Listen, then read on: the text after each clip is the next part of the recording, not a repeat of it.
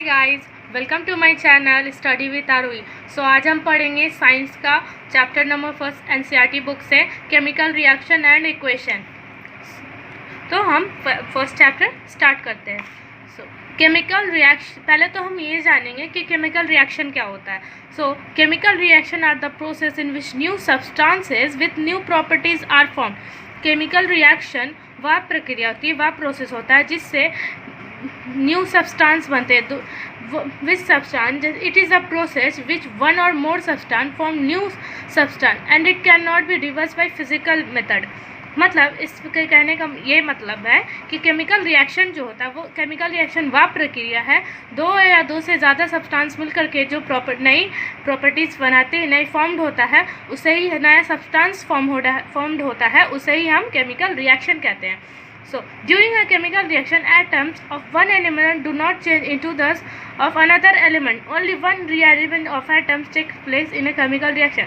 इसका मतलब ये है कि हम केमिकल रिएक्शन की प्रक्रिया को जो जितने एटम्स रिएक्टेंट दोनों साइड में जो रिएक्टेंट होंगे वो दोनों साइड में इक्वली होते हैं। तो एटम्स इक्वली होते हैं जिसके कारण हम कोई भी प्रक्रिया को रिवर्स्ड नहीं कर सकते हैं फिज़िकल मेथड से। फिज़िकल मेथड हमने आप लोगों ने क्लास 9 में पढ़ी होगी, जो होती है मैग्नेटिज्म, फिल्ट्रेशन, सेंट्रिफिकेशन, डिस्टिलेशन, एवापोरेशन। ये सब फिज़िकल मेथड है जो आपको क्लास 9 में पढ़नी थी। अब हम एक और चीज़ पढ़ेंगे। एक और चीज़ इसमें मैं इन्वॉल्व कर रही हूँ। केमिकल रिएक्शन इन्वॉल्व किस में होते हैं? केमिकल रिएक्शन इन्वॉल्व होते हैं change in state, change in colour, change in temperature, evolution of gas etcetera. इसे हम और डिटेल में पढ़ेंगे। पहले हम जान लेते हैं कि रिएक्टेंट और प्रोडक्ट क्या होते हैं। केमिकल रिएक्शन में the substance which take part in a chemical reaction are called reactant. वह सब्सटेंस जो भाग लेता है केमिकल रिएक्शन में उसे हम रिएक्टेंट कहते हैं। और the new substances produce as a result of chemical reaction are called product. जैसे कि हमने कोई केमिकल रिएक्शन कर रहे हैं तो वो जो सब्सटेंस हमारा भाग ले रहा है उसे हम रिएक्टेंट कहेंगे, और जो हमारा नया सब्सटेंस बना है उसे हम प्रोडक्ट कहेंगे। एग्जाम्पल फॉर हम लेते हैं, when a magnesium ribbon is heated it Burns in air with a dazzling white flame to form a white powder called magnesium oxide. Actually on heating magnesium combines with oxygen present in air to form magnesium oxide.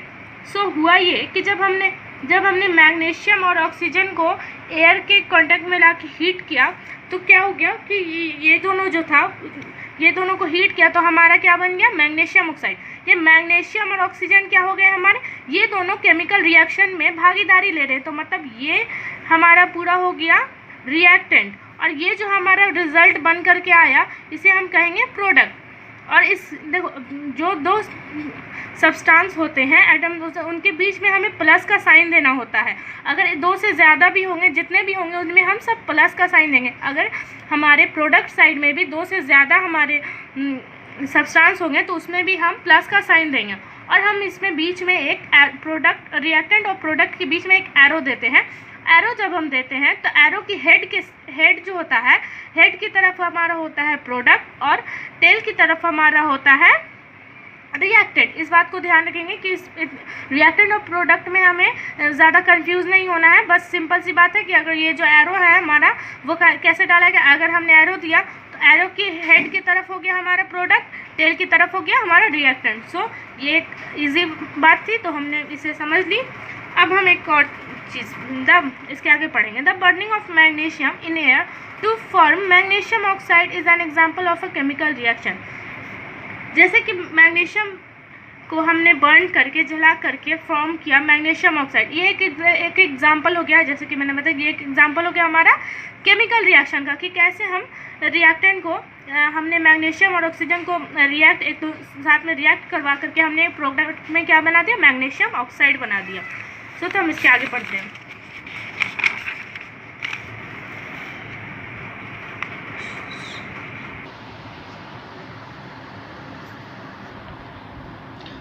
तो हम इसके आगे पढ़ेंगे characteristic of chemical reaction.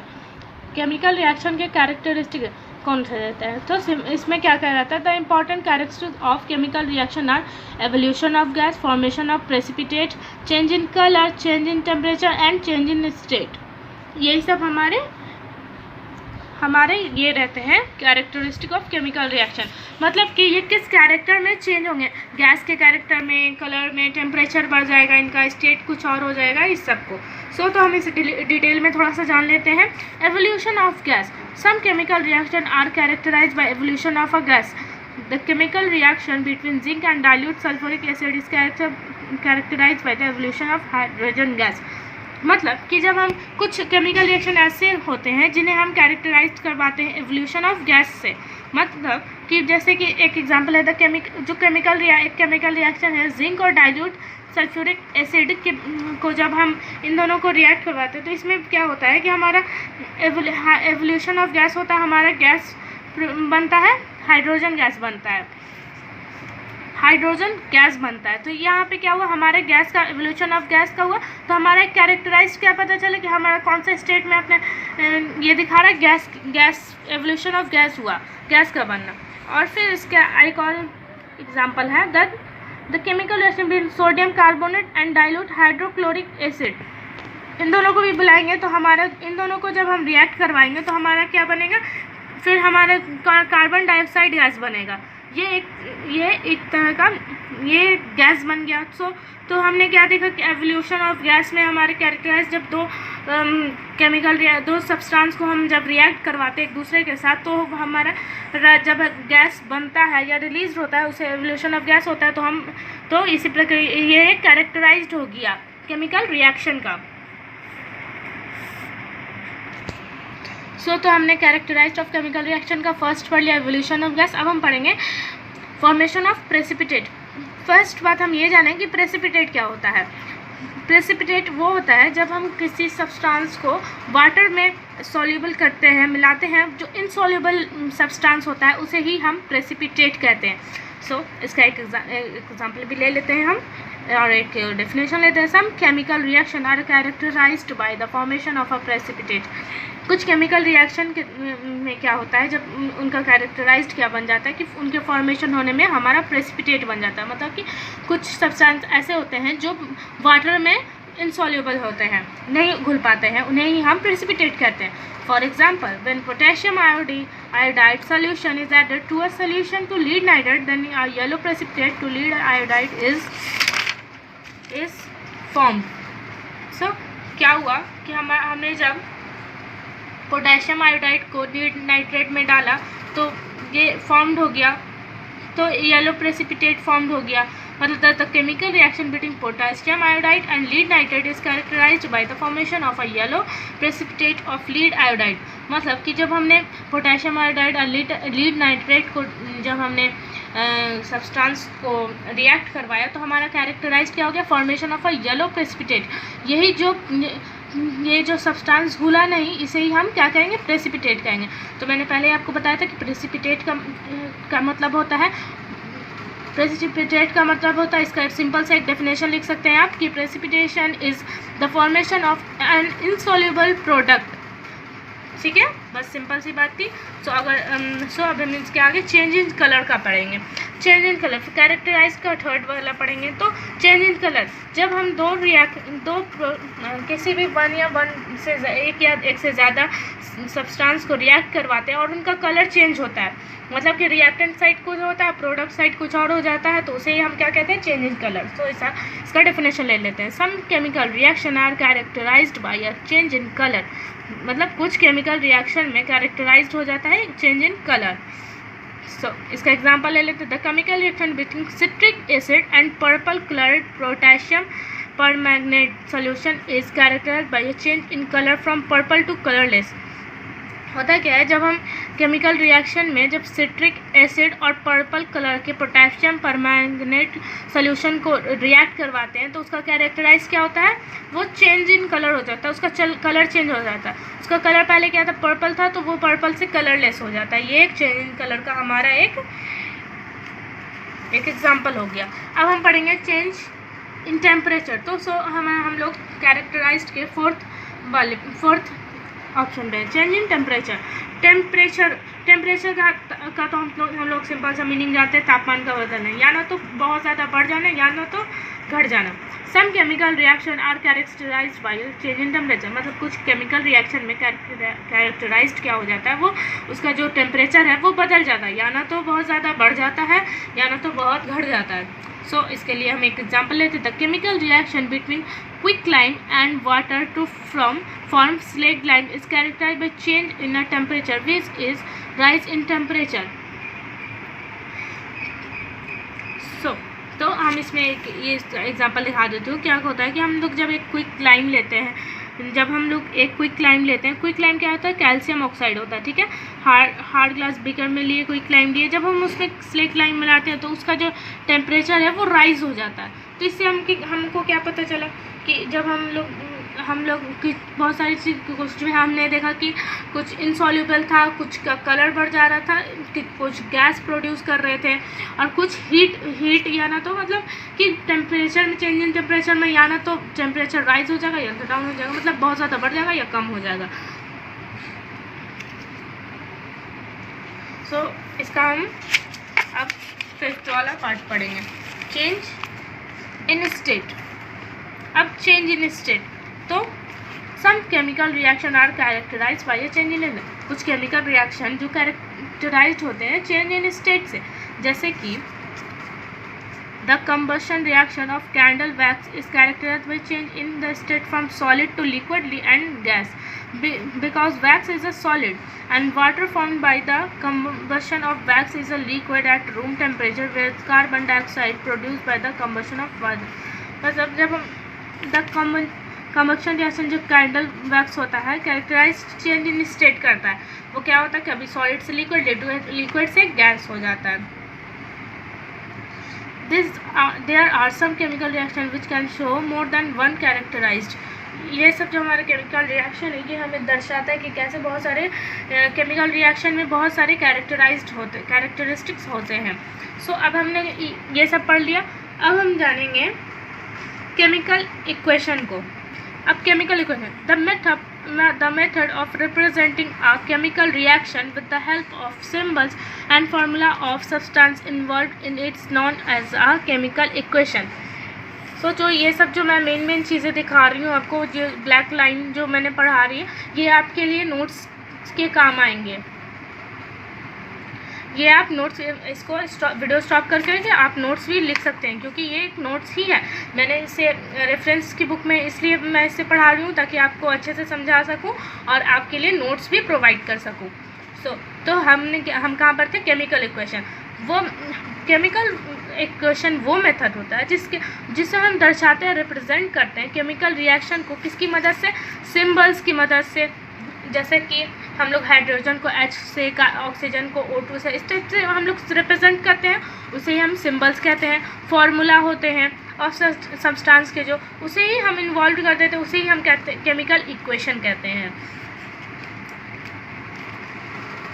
सो इसमें हमने समझा। अब जैसे कि जिंक और सल्फ्यूरिक एसिड को हम रिएक्ट करवाएंगे तो जिंक सल्फेट बन जाएगा और हाइड्रोजन अलग हो जाएगा। तो अब हम इसे इस फार्मूला के जरिए, सिंबल्स के ज़रिए कैसे लिखेंगे, Zn, जिंक का हम लिखेंगे Zn, और हमारा जो सल्फ्यूरिक एसिड है उसे क्या लिखते हैं, H2SO4। तो जिंक और H2SO4 को रिएक्ट हुआ तो जिंक SO4 मतलब जिंक सल्फेट हो गया और हाइड्रोजन अलग हो गया। अगर आप लोगों को सिंबल्स और वर्ड्स में अगर कोई भी प्रॉब्लम हो रही है तो आप पहले जो 9th क्लास में आपने जो पीरियोडिक टेबल वगैरह में पढ़ा होगा, या ना तो आपको क्लास 10 में भी साइंस के चैप्टर नंबर 4 में पीरियोडिक टेबल मिलेगा, उसे ध्यान दे दें और वैलेंसी वगैरह को भी रिवाइज कर लें। अगर आप लोग को वैलेंसी वगैरह की वीडियो चाहिए तो आप प्लीज़ आप कमेंट कर सकते हैं, क्योंकि इसमें बैलेंसी वगैरह जानना बहुत ज़रूरी है, तभी हम बैलेंस कर पाते हैं जिसका। और ये सब क्वेश्चन बैलेंस करने के लिए आपको बोर्ड में दिया ही जाता है, एक क्वेश्चन, एक या दो से ज़्यादा ही क्वेश्चन, लेकिन MCQ में ही क्यों ना क्यों, लेकिन बैलेंस करने के लिए आपको दे ही दिया जाता है, किसी भी तरीके से पूछ लिया जाता है। द सब्सटेंसेस विच कंबाइन और रिएक्ट, और जैसे कि मैंने आपको रिएक्टेंट और प्रोडक्ट तो बता ही दिया था कि रिएक्टेंट, फिर से समझिए, जब सब्सटेंस जो कंबाइन होकर के रिएक्ट करते हैं उसे रिएक्टेंट कहते हैं, जो सब्सटेंस नए प्रोडक्ट सब्सटेंस बनाते हैं उसे प्रोडक्ट कहते हैं। सो इतना ज़्यादा हमें इसके बारे में जानने की ज़रूरत नहीं है। हमें जानने की ज़रूरत है तो अब ये कि हमारे मन में ये सवाल, आपके मन में ये सवाल उठना चाहिए कि केमिकल रिएक्शन क्या होता है, समझिए केमिकल इक्वेशन। लेकिन हमें इसे बैलेंस, अब एक क्वेश्चन आता है balance and unbalance chemical equation. Chemical equation को बैलेंस्ड और अनबैलेंस केमिकल इक्वेशन को बैलेंस करने की क्यों ज़रूरत होती है? वो इसलिए होती है क्योंकि a balanced chemical equation has an equal number of atoms of different elements in the reactant and product। Balance chemical equation की ज़रूरत इसलिए होती है क्योंकि जो नंबर ऑफ एटम्स रहते हैं वो रिएक्टेंट साइड भी इक्वल रहते हैं और प्रोडक्ट साइड भी इक्वल रहते हैं। बिकॉज क्योंकि इसकी वजह यह होती है क्योंकि ना ही आपने क्लास 9 में पढ़ा होगा कि हम जो मैटर है ना ही हम उससे क्रिएट कर सकते हैं और ना ही डिस्ट्रॉय कर सकते हैं, ना ही हम पूरी तरीके से उसे बना सकते हैं, ना ही पूरी तरीके से हम उसे ख़त्म कर सकते हैं। आपने ये क्लास 9 में पढ़ा होगा। तो इसलिए हमें बैलेंस इक्वेशन को करना ज़रूरी होता है कि जितना प्रोडक्ट साइड, आपको रिएक्टेंट साइड भी इक्वल आइटम्स होने चाहिए और प्रोडक्ट साइड भी इक्वल आइटम्स रहते हैं। जैसे कि Zn + H2SO4। तो हम ZnSO4 हुआ प्लस H2, तो यहाँ पे क्या केमिकल इक्वेशन बैलेंस्ड है। तो हम ऐसे ये भी बना करके आप कर सकते हैं, टेबल भी बना करके। अब मैं आपको एक एग्जांपल दे देती हूँ। तो हम इसमें मैं आपको बताऊंगी how to balance a chemical equation, क्योंकि इसका जानना ज़रूर। जैसे कि मैंने आपको बताया कि हमें बोर्ड्स में हमें ये पूछा जाता है, हमारे स्कूल में भी हमें जानना ज़रूरी रहता है। तो एग्जांपल Fe + H2O, और ये हमारा हो गया रिएक्टेंट, ये हमारा हो गया product. Fe + H2O Fe3O4 + H2 होगा। Fe हमारा आयरन हो जाता है, H2 हाइड्रोजन और O ऑक्सीजन हो गया हमारा। तो हम क्या ये इक्वेशन बैलेंस्ड है? नहीं। यहाँ पे Fe हमें बस ये चेक करना है कि दोनों साइड आइटम्स इक्वल है क्या नहीं। Fe यहाँ पे कितना है? सिंगल है। यहाँ पे क्या है? 3 है। यहाँ पे O कितना है? 4 है। और यहाँ पे H2 कितना है? H2 इक्वल है। तो अब हम इसे कैसे कर सकते हैं? तो हम एक टेबल बना लेंगे इस टाइप से। Fe कितना हमारा रिएक्टेंट साइड? हमारा रिएक्टेंट साइड है 1 और प्रोडक्ट साइड है 3। H हमारा हाइड्रोजन हमारा रिएक्टेंट साइड 2 है, प्रोडक्ट साइड भी 2 है। O हमारा रिएक्टेंट साइड 1 है, हाँ, और प्रोडक्ट साइड 4 है। तो अब हम इससे बैलेंस कैसे कर सकते हैं? सबसे बड़ा क्वेश्चन यही आता है। तो हम इसमें पहले तो हम इसमें ऐसे ये कर देंगे, क्या बोल जाता है, बॉक्स बना देंगे इस तरीके से। और अब सबसे इम्पोर्टेंट, हम इसके बॉक्स के अंदर कोई भी छेड़छाड़ नहीं कर सकते, इसके बाहर ही हमें जो भी करना है इक्वल करने में हमें बाहर ही करना है। तो हमारे रिएक्टेंट और प्रोडक्ट में तो क्या कर सकते हैं, हम इंटू कर सकते हैं 3 से। 1 × 3 तो 3 हो जाएगा हमारा।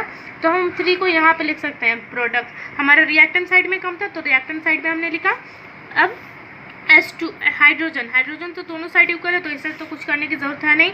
अब बारी है ऑक्सीजन की। तो ऑक्सीजन में हम इंटू करेंगे 4 तो हमारा हो जाएगा 4। लेकिन जब हम ऑक्सीजन में 4 इंटू करेंगे तो यहाँ पर तो हमारा हाइड्रोजन भी बिगड़ जाएगा, क्योंकि यहाँ पे जब हम 4 लिखेंगे तो ये तो दोनों से ना मल्टीप्लाई होगा।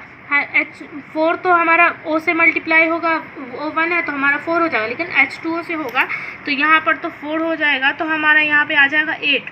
तो इसके लिए हम क्या करेंगे, इसके लिए हम इंटू कर देंगे यहाँ पे भी, प्रोडक्ट साइड में भी। तो यहाँ 8 हो जाएगा, तो यहाँ पर हम 4 लिख देंगे, 4 to 8।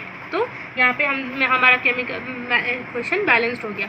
अब एक और इम्पॉर्टेंट चीज़, हमें इसके साथ स्टेट्स भी लिखने पड़ते हैं। कि स्टेट मतलब कौन सा, जो आपने क्लास 9 में पढ़ा था, S for solid, L for liquid. तो स्टेट में क्या हो गया, S for solid, L for liquid, G for हमारा हो जाएगा गैस, और एक और है हमारा aqueous.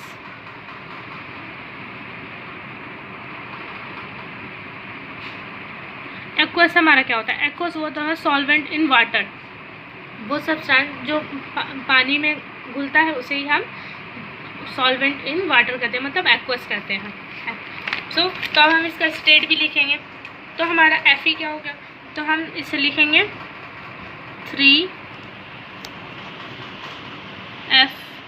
Fe solid plus 4 H2O हमारा क्या हो गया, लिक्विड हो गया। अब ये बोलो कि हाइड्रोजन और ऑक्सीजन तो गैस है, लेकिन नहीं, H2O हमारा मिलकर के क्या हुआ, वाटर बना। तो हमारा Fe3 हो जाएगा, O4 हमारा ये हो गया सॉलिड, और ये जो हमारा हाइड्रोजन जो है ना 4H2 ये हमारा हो गया गैस। अब एक और एग्जांपल ले लेते हैं, जैसे कि मैग्नीशियम, मैंने बताया था मैग्नीशियम प्लस ऑक्सीजन जो बर्न किया गया, हीट किया गया, तो क्या बन गया था हमारा MgO। लेकिन यहाँ पे क्या ये बैलेंस है, नहीं, ये छोटी चीज़ों के लिए हमें टेबल बनाने की ज़रूरत है नहीं। Mg कितना है, मैग्नीशियम कितना है 1, यहाँ पे भी 1, O2 कितना है, यहाँ पे 2 है, O कितना है, ऑक्सीजन 2 है, यहाँ पे A1 है। तो हम क्या करेंगे, इसमें इसको बैलेंस करने के लिए क्या करेंगे, यहाँ से मल्टीप्लाई कर देंगे, यहाँ पे 2 कर देंगे, तो ये हमारा क्या हो जाएगा 2। तो इससे क्या हो कि हमारा मैग्नीशियम भी 1 से ही हुआ, मल्टीप्लाई हुआ, तो मैग्नीशियम ऑक्साइड हमारा 2 हो गया, तो मैग्नीशियम भी ऑक्सीजन दोनों ही हमारा बैलेंस्ड हो गया। तो इसे ये कहते हैं। अब इसका स्टेट लिख देंगे, मैग्नीशियम रिबन था तो ये सॉलिड हुआ, ये गैस था तो इसे गैस कर दे देंगे, और ये क्या हो गया, ये फिर वाइट पाउडर बना था तो ये सॉलिड हो गया। So to make equation for more informative बनाने के लिए the chemical equation can be made for informative in 3 ways. अब हम बाय इंडिकेटिंग हम इंडिकेट कैसे कर सकते हैं किसी भी केमिकल इक्वेशन को, फिजिकल स्टेट से, हीट चेंज होने पे, कंडीशन से। सो इसके बारे में पढ़ेंगे।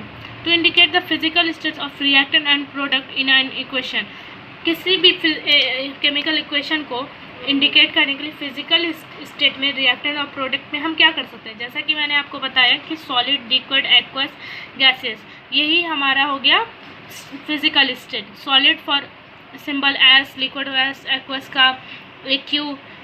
जैसे मैंने बताया सॉल्यूशन मेड इन वाटर, वो सॉल्यूशन जो वाटर में घुला हो, इंडिकेट द सिंबल AQ हो गया, गैसेस का क्या हो गया, सिंबल G हो गया। और हमारा क्या आ जाएगा, to indicate the heat change in an equation. अब हमें हीट के बारे में अगर इक्वेशन में पता करना हो कि हीट बन रही है या उसे ज़रूरत, तो क्या the reaction in which heat is involved are known as exothermic reaction. वह किसी रिएक्शन में, जिस रिएक्शन में हमें हीट बनती है उसे हम एक्सोथर्मिक रिएक्शन कहते हैं। जैसे कि कार्बन और ऑक्सीजन को जब हम रिएक्ट करवाते हैं तो क्या होता है, कार्बन डाइऑक्साइड बनता है, गैस बनता है और हीट बनता है।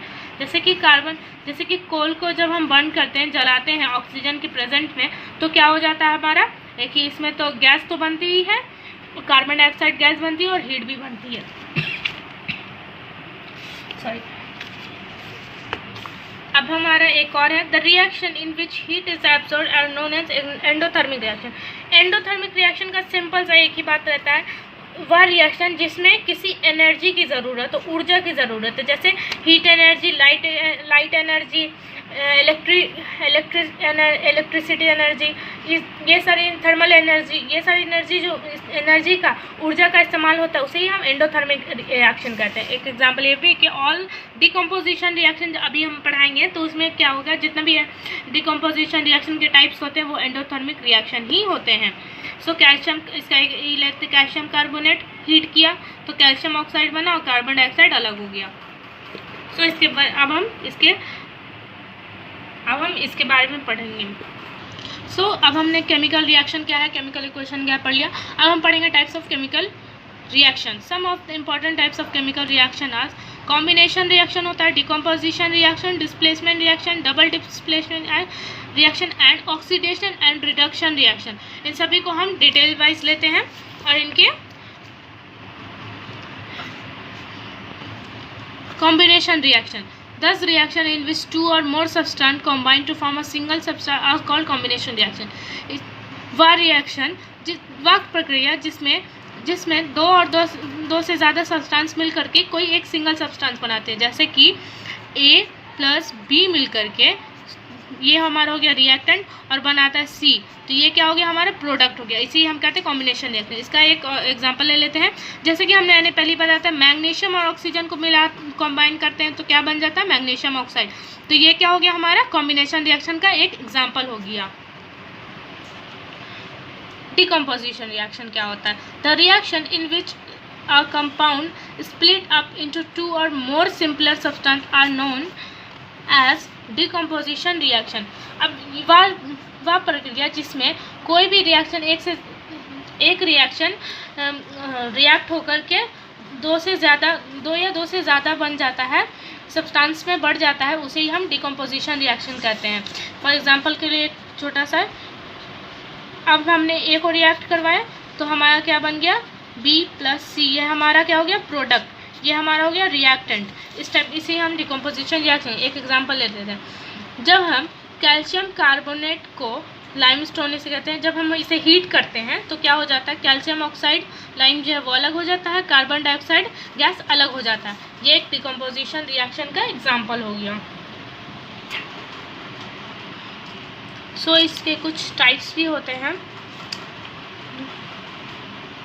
डिकम्पोजिशन रिएक्शन के, जैसे कि डिकम्पोजिशन रिएक्शन जो होता है वो बिल्कुल अपोजिट होता है कॉम्बिनेशन रिएक्शन के, जैसे कि उसमें दो जुड़ करके एक प्रोडक्ट बनाते हैं, इसमें एक रिएक्ट होकर के दो प्रोडक्ट बनाते हैं। सो हम इसके आगे पढ़ लेते हैं। When a decomposition reaction is carried out by heating, जिस प्रक्रिया में हीट कैरिड करती है उसे हम कहते हैं thermal decomposition reaction. Example for potassium chloride को जब हम हीट करते हैं तो पोटेशियम क्लोराइड बनता है और ऑक्सीजन बनता है, ये एक हीट का हो गया, ये डिकम्पोजिशन रिएक्शन का ही टाइप है। फिर एक और हमें मिलता है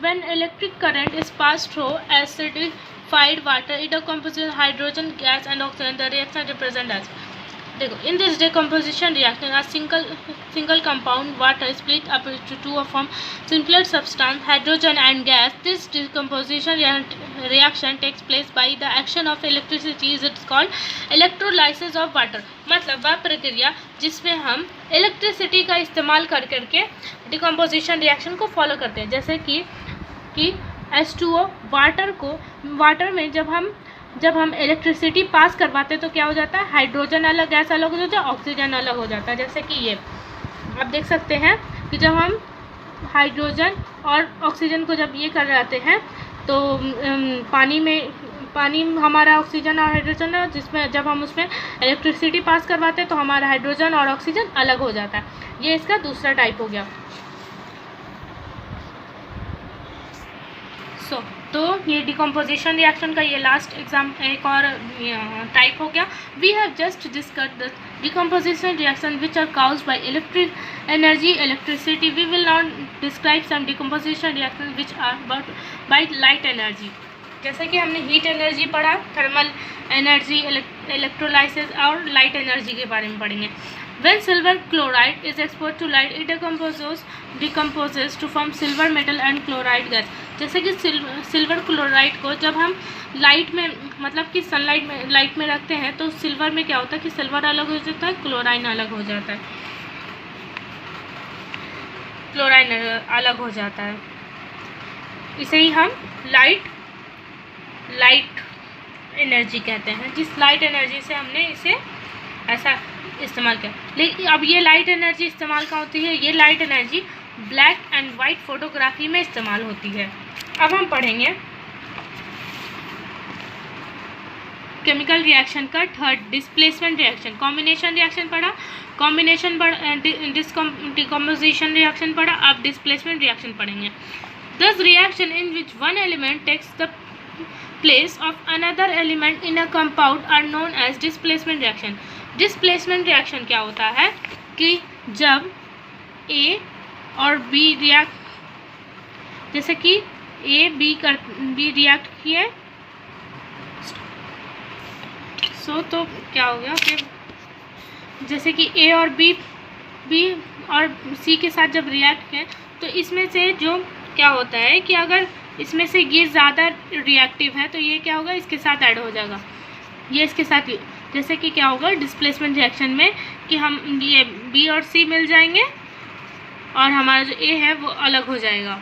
तो इसे ही हम डिस्प्लेसमेंट रिएक्शन, इसका एग्जांपल ले लेते हैं, इससे ज़्यादा अच्छे से आप समझेंगे। When a strip of zinc metal is placed in copper sulfate solution, then zinc sulfate solution and copper are obtained। देखो कॉपर सल्फेट को जब हम जिंक के साथ रिएक्ट करवाते हैं तो क्या बन जाता है, जिंक सल्फेट बन जाता है और कॉपर अलग हो जाता है। जैसे कि मैंने आपको बताया था, इसका ये एक एग्जांपल था और भी बहुत सारे। इसमें से एक एग्जांपल ये इम्पॉर्टेंट है जो आपके एग्ज़ाम में पूछा जाता है, ज़्यादातर पूछा जाता है, ऐसे तो ज़्यादातर पूछा जाता है, तो सोचा कि आपको बता दिया जाए तो बेहतर रहेगा। तो displacement reaction between iron nail and copper solution क्या होता है कि जब हम एक कॉपर सोल्यूशन, कॉपर, देखो इसका ही दिया हुआ होगा उसमें, हाँ, कॉपर सल्फेट को जब हम आयरन उसमें डालते हैं तो क्या हो जाता है कि आयरन के ऊपर सल्फेट का सोल्यूशन हो जाता है, चढ़ जाता है और कॉपर अलग हो जाता है। जैसे कि ये जो ब्लू तुम देख रही हो, ये जो ए है इसमें क्या है, ये जो ब्लू है ये कॉपर सल्फेट है, कॉपर सल्फेट है, ब्लू सोल्यूशन और कॉपर है। और ये जो नेल है ये आयरन नेल है। जब इसमें आयरन नेल डालते हैं तो क्या हो जाता है कि ये क्या करता है कि इसके जो सल्फेट था ये आयरन सल्फेट हो जाता है, सल्फेट का सोल्यूशन आयरन पे चढ़ जाता है और कॉपर अलग हो जाता है, कॉपर वाटर में ही रह जाता है तो ये ग्रीन कलर का हो जाता है। इसे ही हम ये इम्पॉर्टेंट डिस्प्लेसमेंट रिएक्शन है, इसको ज़्यादा अच्छे से ध्यान दें और इसे का अच्छे से प्रैक्टिस कर लें, क्योंकि ये हमें बनाने के लिए या एग्जाम्पल में हमें पूछ देता है एग्ज़ाम में।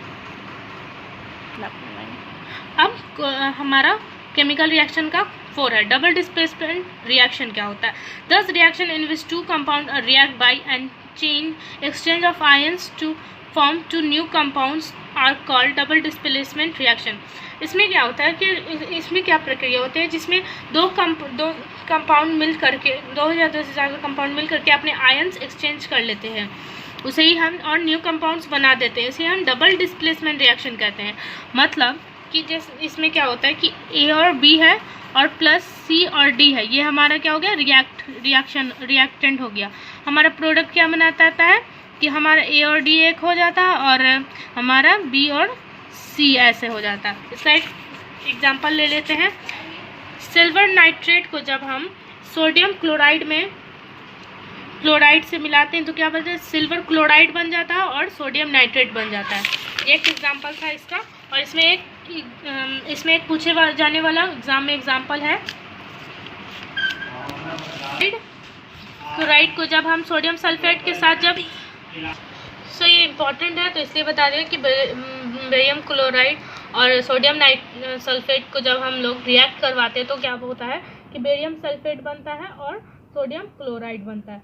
अब हमने ये पढ़ लिया और हमें अब क्या जानना है कि 5th वाला ऑक्सीडेशन एंड रिडक्शन रिएक्शन को जानना है। तो ऑक्सीडेशन में क्या होता है, the addition of oxygen to a substance is called oxidation, the removal of hydrogen from a substance is called oxidation. Oxidation का सिंपल सा मतलब है ऑक्सीजन का किसी भी सब्सटेंस में जुड़ जाना, ऑक्सीजन का जुड़ जाना या हाइड्रोजन का हट जाना। मतलब कि यहाँ पर दिया हो कि एडिशन ऑफ हाइड्रोजन या रिमूवल ऑफ हाइड्रोजन, उसे ही हम क्या कहते हैं, ऑक्सीडेशन कहते हैं। सिंपल सी बात थी। और एक और हमारा रिडक्शन क्या होता है, रिडक्शन क्या होता है, the addition of hydrogen to a substance is called reduction, the removal of oxygen from a substance is also called reduction. ये बिल्कुल ऑक्सीडेशन का उल्टा होता है। ऑक्सीडेशन में हमने पढ़ा था कि ऑक्सीजन का जुड़ जाना, हाइड्रोजन का हट जाना, और रिडक्शन में क्या होता है कि हाइड्रोजन का जुड़ जाना और ऑक्सीजन का हट जाना। और एक और एग्जांपल है जो हमें, और एक और ऑक्सीडाइजिंग रिडक्शन, ऑक्सीडाइजिंग एजेंट जिसे कहते हैं हम, ऑक्सीडाइजिंग एजेंट किसे कहते हैं, या आपकी बुक में होगा तो वो उसे हम क्या कहते हैं कि जब कॉपर और CuO क्या होता है जब रिएक्ट करता है H के हाइड्रोजन के साथ, तो क्या होता है कि इसमें ना रिमूवल ऑफ ऑक्सीजन होता है यहाँ पर से Cu से कॉपर से Cu से तो हमारा ऑक्सीजन हट गया, तो रिडक्शन हुआ। यहाँ पे क्या होता है कि हाइड्रोजन क्या होता है कि हाइड्रोजन में क्या होता है कि ऑक्सीजन जुड़ जाता है, तो यहाँ पे क्या हो गया, ऑक्सीडेशन हो गया। इसे ही हम ऑक्सीडाइजिंग एजेंट कहते हैं। अब हमारा एक लास्ट हमारा हो गया effect of oxidation reaction in everyday life. Oxidation reaction हमारे रोज़ाना ज़िंदगी में, रोज़ाना लाइफ में कैसे होता है, जैसे मतलब there are two common effects of oxidation reaction which are observed in daily life. There are corrosion of metal and rancidity of food. corrosion और rancidity. First हम corrosion के बारे में पढ़ लेते हैं। corrosion क्या होता है? corrosion is the process in which metal are eaten up gradually by the action of air, moisture or a chemical such as acid on their surface. Rusting of iron metal is the most common form of corrosion. क्या होता है कि corrosion में क्या होता है कि वह प्रक्रिया जिसमें मेटल पे एक लेयर, एक परत चढ़ जाती है किसी के संपर्क में आने से, किसके संपर्क, ऑक्सीजन की, किसमें, एयर, हवा या मॉइस्चर, नमी और कुछ केमिकल एसिड वगैरह के संपर्क में आने से उस पर लेयर चढ़ जाती है। इसका एक एग्जाम्पल सबसे अच्छा एग्जाम्पल है रस्टिंग ऑफ आयरन, लोहे पर जंग लगना। लोहा एक मेटल है, is the most common form of corrosion. इसका एक एग्जांपल ले लेते हैं कि Fe हमारा आयरन हो गया, जब वो ऑक्सीजन और वाटर के संपर्क में आया तो क्या हो गया कि हाइड्रेटेड आयरन ऑक्सीडाइज्ड रस्ट हो गया। हमारा क्या हो गया कि रस्टिंग ऑफ आयरन, लोहे पे जंग लग जाता है। इसे हम ठीक कैसे कर सकते हैं? रस्टिंग ऑफ आयरन को हम हटा कैसे सकते हैं? इस पर हम पेंट वगैरह करके हटा सकते हैं और पेंट वगैरह करके हम इसे ख़त्म कर सकते हैं, मतलब इसे हम एयर मॉइस्चर में आने से बचा सकते हैं। अब हम पढ़ेंगे रैंसिडिटी क्या होता है। Rancidity the condition produced by aerial oxidisation of fats and oil in foods marked by unpleasant smell and taste is called rancidity. होता ये है कि जब हम किसी भी खाने पीने की चीज़ में जिसमें फैट्स ऑयल्स रहते हैं, क्या होता है कि उसमें से जब हमारा रैंसिडिटी होती है तो वो हमारा जब फूड ख़राब होने लगता है, उससे बैड स्मेल आने लगती है, बैड टेस्ट, उसका टेस्ट ख़राब हो जाता है, तो उसे ही हम रैंसिडिटी कहते हैं। क्योंकि उसमें फैट्स और ऑयल्स का जो ये रहता है वो ऑक्सीडाइजेशन हो जाता है, मतलब उसमें ऑक्सीजन के संपर्क में आने से वो ख़राब हो जाता है। कितने बार हमने चिप्स वगैरह में भी ऐसा देखा कि उसे बाहर छोड़ देने पर हमारा क्या होता है कि वो ऑक्सीजन के संपर्क में आने से वो ख़राब हो जाता है। तो इससे बचाने के लिए हम क्या कर सकते हैं कि इसमें हम क्या कर सकते हैं कि जो भी हमारे चिप्स वगैरह में पैकेट में क्या रहता है कि उसमें नाइट्रोजन गैस रहती है। ये बात हमेशा याद रखें कि उसमें कौन सी गैस, यहाँ पे दिया हुआ देखिए कौन सी गैस रहती है, नाइट्रोजन गैस। ये भी आपसे पूछा जा सकता है। तो rancidity can be prevented by packaging fat and oil containing food in nitrogen gas. ये क्या होता है? Nitrogen gas. इसमें हम कंटेन किसी फूड में अगर नाइट्रोजन गैस में आप जो चिप्स वगैरह के पैकेट देखते हैं, इसके अंदर जो गैस रहती है वो और कोई नहीं, नाइट्रोजन गैस ही रहती है। उसे ही हम जो हमारे फूड को, हमारे जो चिप्स वगैरह फूड जो रहता है उसे रैंसिडिटी से, मतलब ऑक्सीडाइज होने से बचाती है। Rancidity can be retarded by storing food away from light. इसे हम रैंसिडिटी रिटार्डेड होता है जो storing food away from light. So oxidation का तो हम समझिए, ऑक्सीडेशन का जो हम ऑक्सीडाइजेशन का जो था रैंसिडिटी, इसमें क्या होता है कि जब फूड हमारा किसी भी एयर मॉइस्चर या संपर्क में आता, ऑक्सीजन के संपर्क में आता, तो क्या होता है वो हमारा ये रैंसिडेड हो जाता है, ऑक्सीडाइज हो जाता है। तो हम उसके लिए क्या कर सकते हैं कि उसे किसी एयर टाइट कंटेनर में रखें, या तो चिप्स वगैरह के पैकेट में जो चीज़ हमारी गैस रहती है वो हमारा नाइट्रोजन गैस रहता है। So thanks for watching my videos. Please like and subscribe my channel and share for your school WhatsApp groups. Don't forget to like and subscribe. Thank you.